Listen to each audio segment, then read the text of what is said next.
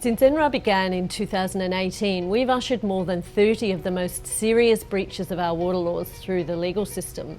Today we're going to explore a breach identified by the Eyes in the Sky program.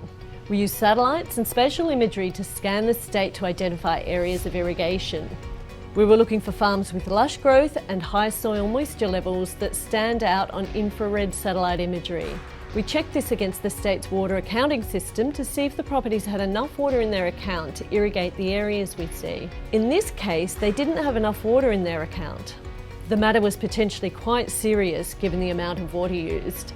It was deemed a high priority and handed to an investigator.